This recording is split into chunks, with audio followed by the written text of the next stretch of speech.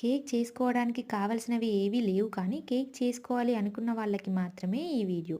Beater, vanilla, butter, oven లేకపోయినా 1 glass maida, 2/3 sugar, half glass oil, 3 ఎగ్స్‌ని తీసుకోండి. యెల్లో అంటే నీలం కండిషన్ మంచిగా ఉండేలా చూసుకోండి. లేదంటే కేక్‌కి పనికిరావు. ఎగ్స్, షుగర్ మిక్సీ జార్‌లో వేసుకొని మంచిగా మిక్సీ పట్టుకోండి.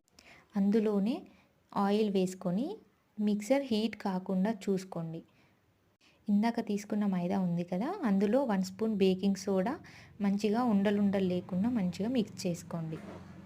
మిక్సీ పట్టుకున్న ఇంగ్రీడియంట్ మొత్తం మైదాలో వేసి ఉండలుగా లేకుండా మంచిగా కలుపుకోండి.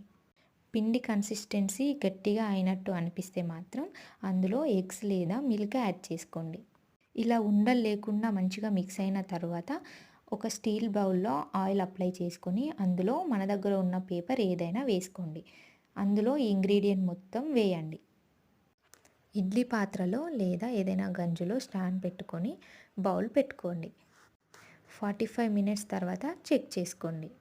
అంతే, ఇంట్లోనే ఎలాంటి ఇంగ్రీడియంట్స్ లేకుండా స్పాంజీ కేక్ రెడీ. వీడియో నచ్చితే లైక్ చేయండి, సబ్స్క్రైబ్ చేసుకోండి.